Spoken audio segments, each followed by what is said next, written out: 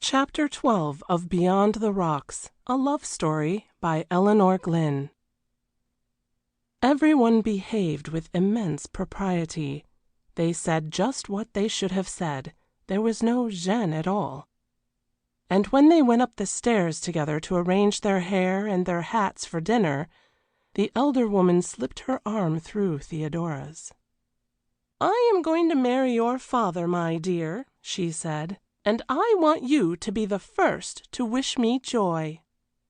The dinner went off with great gaiety. The widow especially was full of bright sayings, and Captain Fitzgerald made the most devoted lover, not too elated by his good fortune, and yet thoroughly happy and tender. He continually told himself that fate had been uncommonly kind to mix business and pleasure so dexterously, for if the widow had not possessed a cent, he still would have been glad to marry her.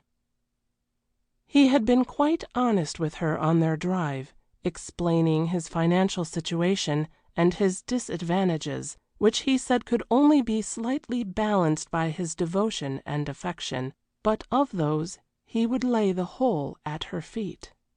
And the widow had said, "I am old enough just to know what my money is worth, and if you like to put it as a business speculation for me, I consider, in buying the companion for the rest of my life who happens to suit me, I am laying out the sum to my own advantage."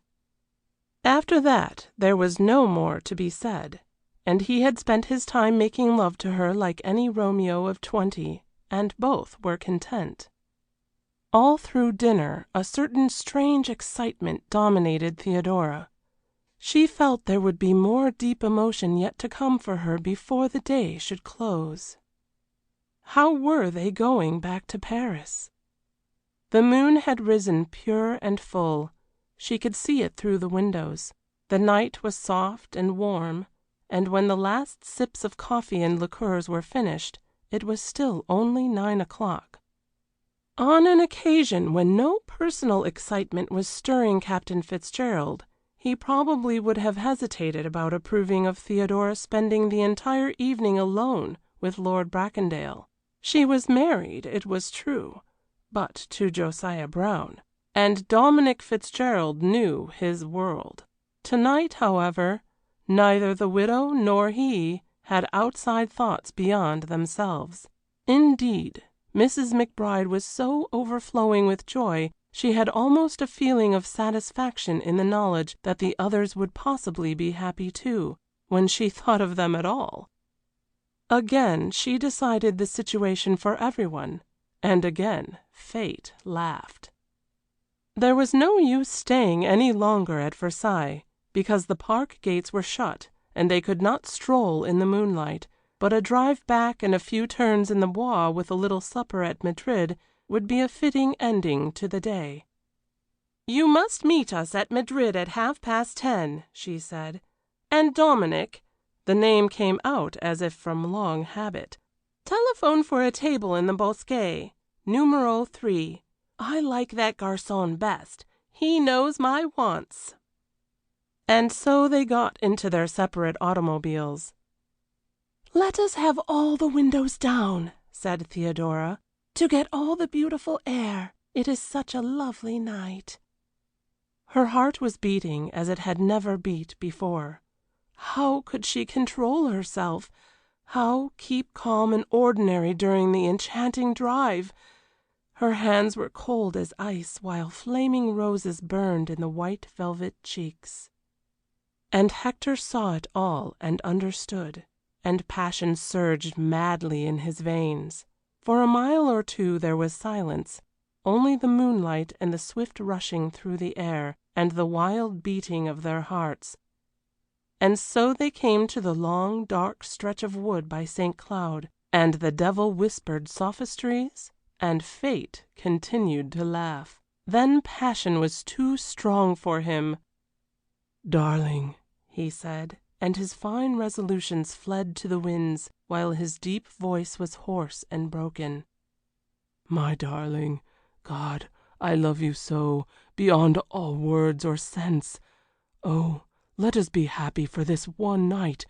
We must part afterwards, I know, and I will accept that. But just for tonight, there can be no sin and no harm in being a little happy, when we are going to pay for it with all the rest of our lives. Let us have the memory of 1 hour of bliss. The angels themselves could not grudge us that. 1 hour of bliss out of a lifetime. Would it be a terrible sin, Theodora wondered, a terrible, unforgivable sin to let him kiss her, to let him hold her just once in his arms?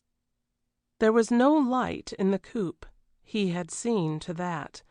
Only the great lamps flaring in the road, and the moonlight. She clasped her hands in an agony of emotion.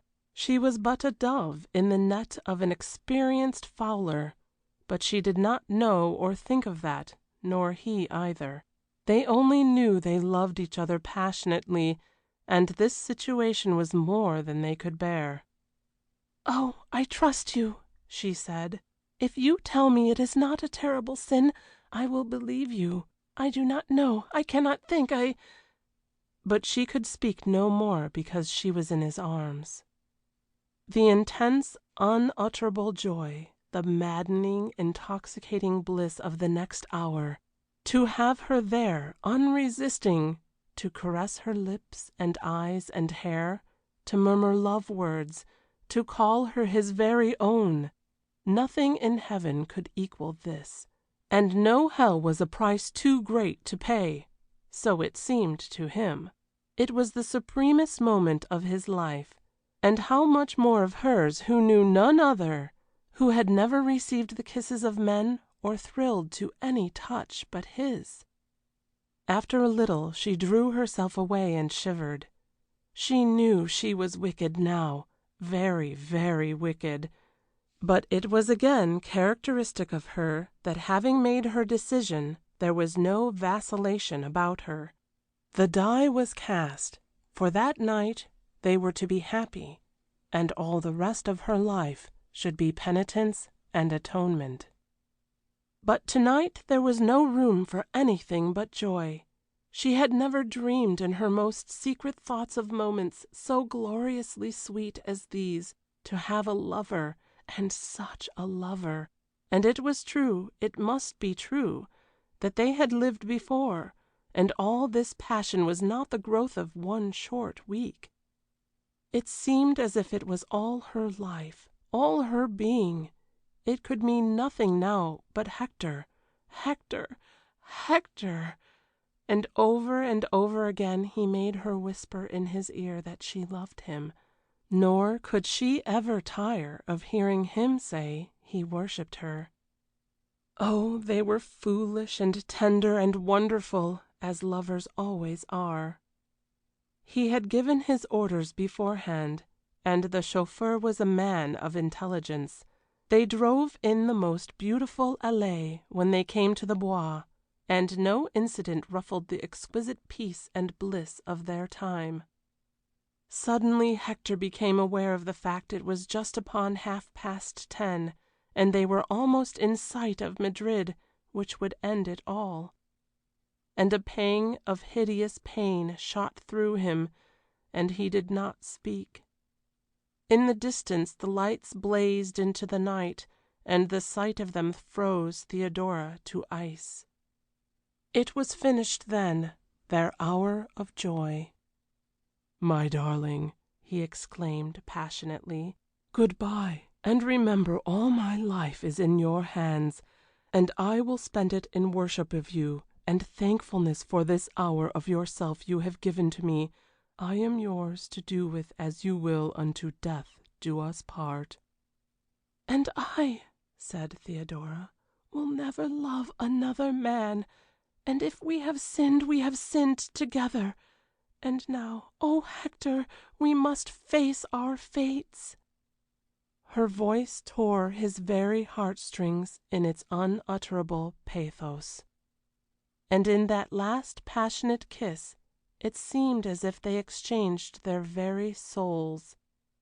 Then they drove into the glare of the restaurant lights, having tasted of the knowledge of good and evil. End of chapter 12.